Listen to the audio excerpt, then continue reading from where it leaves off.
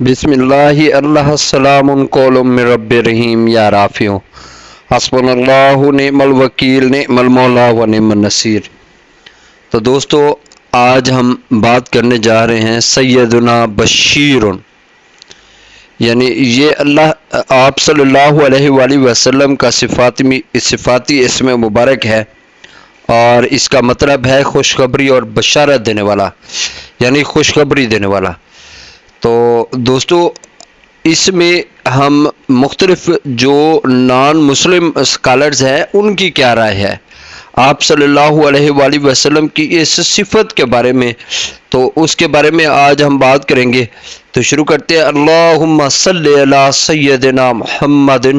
Al Bashir والنذیر۔ تو قرآن پاک میں اللہ تبارک و تعالیٰ فرماتے ہیں وما ارسلنا الا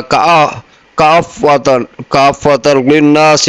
بشیرا ونذیرا ولکن اکثر الناس لا یعلمون، اور ہم نے تمہیں سارے انسانوں کی طرف خوشخبری سنانے والا اور خبردار کرنے والا بنا کر بھیجا، مگر بہت سے لوگ جانتے ہی نہیں۔ اسی طرح ایک جگہ پہ اللہ تبارک و تعالیٰ فرماتے وَإِذْ جَاءَكَ الَّذِينَ يُؤْمِنُونَ بِآيَاتِنَا فَقُلْ سَلَامٌ عَلَيْكُمْ كَتَبَ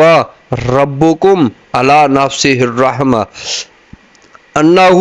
مَنْ عَمِلَ مِنْكُمْ سُوءًا بِجَهَالَةٍ ثُمَّ تَابَ مِنْ بَعْدِهِ وَأَصْلَحَ فَأَنَّهُ غَفُورٌ رَحِيمٌ۔ اور جب تمہارے حضور وہ حاضر ہوں جو ہماری آیتوں پر ایمان لاتے ہیں تو ان سے فرماؤ تم پر سلام، تمہارے رب نے اپنی ذات پر رحمت کو لازم کر لیا ہے کہ تم میں جو کوئی نادانی سے کوئی برائی کر بیٹھے پھر اس کے بعد توبہ کرے اور سنور جائے تو بے شک اللہ بخشنے والا مہربان ہے۔ اسی طرح سے ایک اور جگہ پہ اللہ تبارک و تعالیٰ فرماتے ہیں وَبَشِّرِ الْمُؤْمِنِينَ بِأَنَّ لَهُم مِّنَ اللَّهِ فَضْلًا كَبِيرًا، اور مومنوں کو خوشخبری سنا دو کہ ان کے لیے خدا کی طرف سے بڑا فضل ہے۔ تو دوستو یاد رکھیں، آپ صلی اللہ علیہ وآلہ وسلم مومنوں کے لیے اور تمام جہانوں کے لیے ایک بہت بڑا فضل اور کرم ہے کہ وہ جو ہے نا ہمارے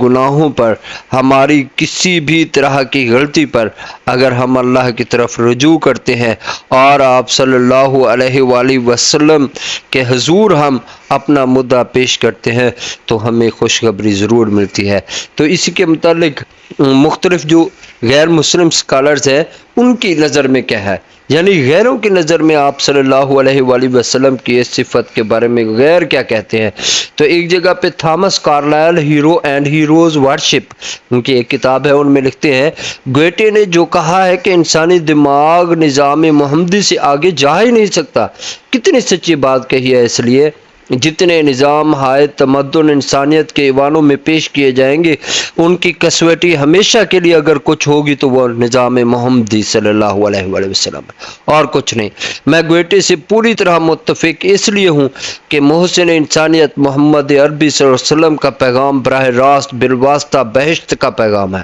اور قرآن کریم نے بہشت کی جو حسین تصویر کشی کی ہے وہ دل بہلانے کا سامان نہیں، اٹل حقیقت ہے، اور یہ تصویر ہمیں اس لیے دکھائی گئی ہے تاکہ اپنی زمینی زندگی کو، اپنے معاشرے کو اس سانچے میں ڈھالیں جہاں صرف فوز و فلاح ہے اور زندگی جہاں نہ خوف ہے نہ غم۔ تو اسی طرح سے ایک اور شخصیت ہے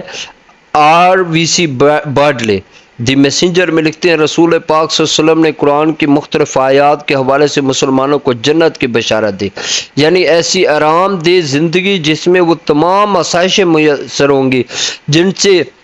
یہ دنیا محروم ہے۔ اسلام نے جنت کی جو حسین دلکش تصویر پیش کی ہے اس کا مقصد مسلمانوں کو در حقیقت تخروی اور ابدی انعام و اکرام کی نوید سنانا ہے جو آسانی سے ان کے ذہن میں سما سکے۔ اسی طرح جنرل سر جان گلپ پاشا لکھتے ہیں ہم دیکھ چکے ہیں کہ حضور صلی اللہ علیہ وسلم کی تعلیمات میں دین اور دنیا دونوں شامل ہے، دین کی نعمتوں کے ساتھ جنت کی مسرت اور شادمانی بھی رکھی گئی، اور حضور اکرم صلی اللہ علیہ وسلم جب بھی دوسروں کو کوئی خوشخبری سنایا کرتے تھے آپ صلی اللہ علیہ وسلم کا چہرہ 14ویں کے چاند کی طرح چمکتا رہتا تھا۔ JH لیکی اتھارٹی اینڈ ریلیجنس میں لکھتے ہیں محمد صلی اللہ علیہ وسلم ایک نبی تھے جو دنیا جہان کو دعوت و حق دینے کے لیے مبعوث ہوئے، اور نبی بھی ایسے کہ ہستی باری تعالیٰ کے پر نور وحدانیت کی ایک بشارت تھے۔ تو دوستو، آپ صلی اللہ علیہ وآلہ وسلم اللہ تبارک و تعالیٰ کے رحم و کرم، عدل و انصاف اور اس کی رحیمی اور کریمی ہر ایک چیز کی منظم ایسے سمجھ لے کیا تھے، بشارت تھی کہ اللہ تبارک و تعالیٰ انسانوں پر اپنا رحم کرنا چاہتا ہے، انسانوں پر اپنا کرم کرنا چاہتا ہے، انسانوں پر اپنا فضل کرنا چاہتا ہے، اور نبی اکرم صلی اللہ علیہ وآلہ وسلم کی یہ جو بعثت تھی وہ اس کا منہ بولتا ثبوت تھی۔ والسلام۔